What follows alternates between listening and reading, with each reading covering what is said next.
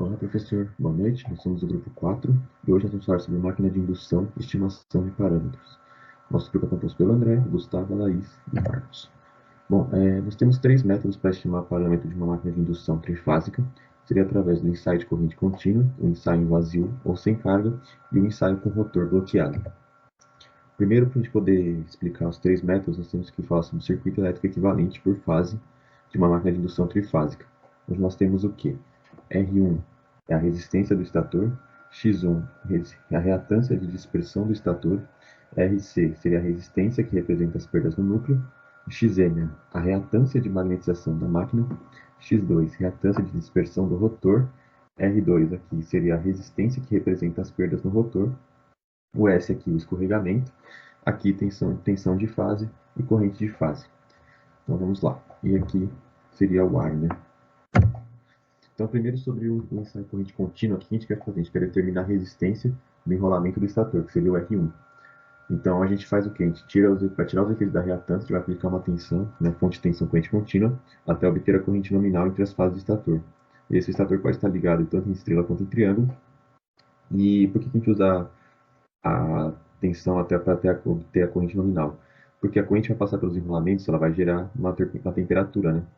E por conta das resistências, é importante que a gente utilize a corrente nominal nesse teste, para não haver divergências, né, dos resultados que queremos obter com a realidade da máquina. Agora, com relação ao ensaio em vazio da máquina, o que nós temos? Nós queremos determinar RC e XM, que seria a resistência que representa as perdas do núcleo e a reatância de magnetização da máquina. Para esse caso, o que nós temos? O fator de potência no estator é basicamente zero. Então a gente vai aplicar uma tensão, preferencialmente a nominal, e por conta do estar sem carga, o escorregamento vai tender a zero, fazendo com que R2 aqui tenda ao infinito. Então, com essa resistência tendendo ao infinito, nossa corrente 2 aqui vai ser extremamente baixa. Então, a máquina vai passar a enxergar somente esse lado esquerdo aqui do estator e do núcleo. A gente pode desconsiderar, para efeitos de cálculo, quando estamos fazendo ensaio em vazio sem carga, esse lado direito aqui da máquina, que seria o rotor. Então, aqui a corrente de linha vai ser praticamente a corrente de magnetização, certo? Por conta do que? Essa impedância aqui é muito baixa, e aqui a resistência do núcleo é alta, só que a impedância de magnetização é muito baixa. Então, como eles estão em paralelo, a gente vai, geralmente, né, o menor valor aqui, ele vai ser praticamente o valor dele, que vamos acabar assumindo nas contas. E um outro fator é que essa impedância aqui, Xm, ela é muito maior que essa impedância em série aqui. Isso vai também das ordens dela, né? Tanto também a do estator aqui, a do rotor, quanto a do estator, tem uma ordem muito baixa, né? Então, elas são extremamente pequenas se comparadas com a reatância, por exemplo, Xm do núcleo. Então, seguindo aqui, Xm é muito maior aqui, então a gente vai considerar para a impedância aqui, eu chamo o nosso X equivalente, que seria X1 mais Xm, para efeito de cálculo a gente volta a considerar o X1. E aqui nós temos que o quê? Como quase toda a impedância está no núcleo, nós vamos considerar que a potência vai ser V quadrado, né? Dividido por RC, que seria a resistência do núcleo. Aí nós vamos para o ensaio com rotor bloqueado, que basicamente aqui nós vamos determinar R2, que seria a resistência das perdas no rotor, JX1, JXM, seria a reatância de dispersão do estator e a reatância de dispersão do rotor. Então, o que nós vamos fazer? Um método possível seria aplicar uma fonte de tensão com uma frequência menor, que é a nominal. Vamos medir novamente tensão, corrente e potência ativa. Só que nesse caso aqui, o nosso S tende a 1. Então, nós vamos ter como se fosse um escorregamento máximo, fazendo com que a corrente tenha preferencialmente flow por aqui, por conta da alta impedância que temos aqui. Então, basicamente, a máquina vai acabar vendo somente o circuito aqui de fora. E por conta aqui, né, como é muito baixa aqui essas impedâncias externas aqui, quase não vai fluir corrente pelo núcleo.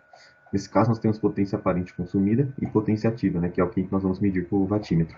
Então, disso, nós podemos tirar o ângulo θ, que seria o ângulo do fator de potência, né, que seria a potência ativa dividido por potência aparente consumida.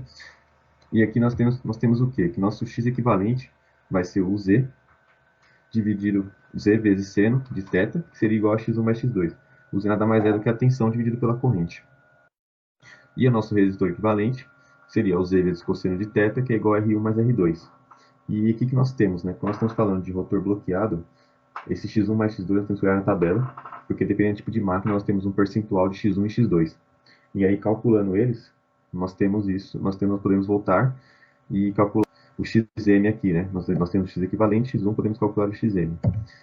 E um outro fator aqui, como nós utilizamos uma frequência menor que a nominal, depois nós vamos ter que corrigir o valor de x1 e x2 para a frequência do estator. Pois numa máquina de indução, a frequência nominal é sempre referenciada pela frequência do estator. Muito bem, então, dando continuidade à parte de estimação de parâmetros da máquina de indução, vamos resolver uma questão. Essa questão ela foi retirada, é o exemplo 6.5 do livro Máquinas Elétricas, do Fitzger. Ele foi encontrado na 7ª edição, na biblioteca virtual do SIGA, disponível para todos os alunos da UFBC. Muito bem, é dado para a gente um motor de indução trifásica de 4 polos que tem 135 kW de potência, 460 volts e 60 Hz como nominal. Ele tem um rotor de dupla gaiola e é um motor de classe B, ou seja, o conjugado de partida normal e a corrente de partida baixa. Muito bem, para esse motor foram feitos 4 ensaios. O primeiro ensaio é em vazio, com 60 Hz, que é a frequência nominal, com os seguintes parâmetros de tensão e corrente que são mostrados no slide, né? E uma potência aí de 1,25 kW. O segundo ensaio foi feito com o rotor bloqueado, numa frequência abaixo da nominal. E o terceiro ensaio é o ensaio onde foi, imediatamente após o ensaio 2, medida a resistência CC, né, de fase do estator, onde chegou a um valor de 30,3 miliohms.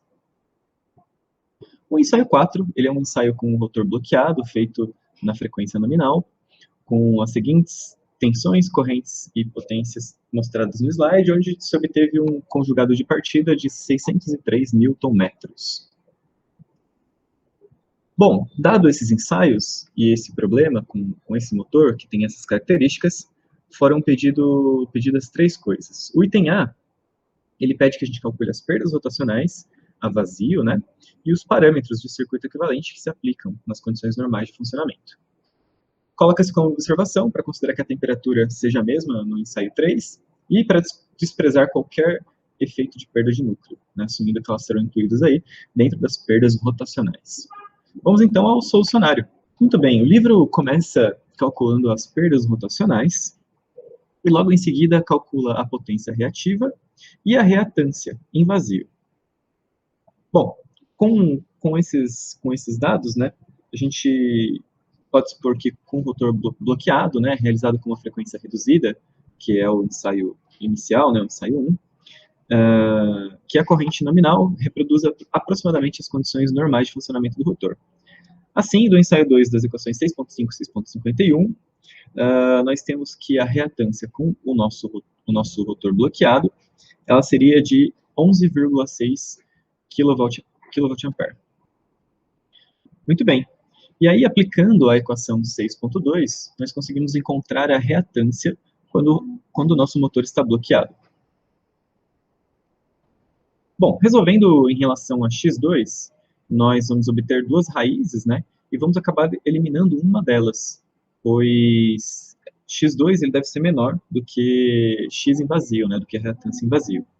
Portanto, podemos determinar aí que x2 ele será de 0,332 e, portanto, x1 será igual a 0,221. Dando continuidade, a próxima variável que a gente vai encontrar no nosso problema é a xm, né? E xm a gente chegou a um valor, através do x em vazio e do x1, calculado anteriormente, de 7,54 ohms. Muito bem. Aplicando, enfim, a equação 6.53, nós encontraremos a resistência quando está com o motor bloqueado. E essa resistência encontrada é de 51,8 miliohms. E, por fim, através da equação 6.59, presente no livro, nós chegamos a um valor de R2 de 23,5 miliohms. O item B, ele pede que nós calculemos o conjugado de partida com as medidas de entrada do ensaio 4. Assumindo aí a mesma temperatura que o ensaio 3. Bom, e aí fica uma observação com relação à solução do exercício, que embora a gente pudesse calcular o conjugado de partida, a partir dos parâmetros que nós encontramos na parte A da resolução desse exercício 6.5, como ele trata-se de um motor de gaiola duplo esquilo, esses parâmetros, eles não seriam os mais adequados para a gente utilizar, pois a gente teria diferenças significativas nas condições de partida, seus valores para os baixos escorregamentos calculados na parte A. Já que a gente não pode fazer isso, o que a gente tem que fazer é utilizar as medidas obtidas no ensaio 4, onde ele está bloqueado, porém com uma frequência nominal. E a nossa solução, ela parte da potência do entreferro, a potência de gap. Então, nós encontramos ela tem um valor aí de 115 kW, e a partir desse valor, nós aplicamos a equação 6.26, e obtemos que o nosso torque de partida ele vai ser de 611 Nm. Bom, o valor de partida, ele obtido no ensaio 4, né, ele é de 603 Nm, o que nós encontramos aqui é de 611 Nm, que ele é um pouquinho só menor do que o valor calculado, né? Isso porque os nossos cálculos eles não levam em consideração as potências, né, absorvidas aí por perdas, seja no núcleo do estator ou então outras perdas suplementares. Bem, o item C, ele é um exercício onde a gente vai validar a aproximação de duas equações, comparando os resultados que a gente obteve de resistência quando está bloqueado e de reatância quando está bloqueado. São os valores que a gente determinou lá no item A. Então, só relembrando, a equação 6.56 e 6.55, que dizem respeito da reatância e da resistência quando o rotor está bloqueado. Nós temos aí na tela as duas fórmulas, e ao substituir os parâmetros encontrados, nós chegamos que o resultado ele é idêntico, né? Então, isso confirma a validade da nossa aproximação dentro das equações 6.55 e 6.55.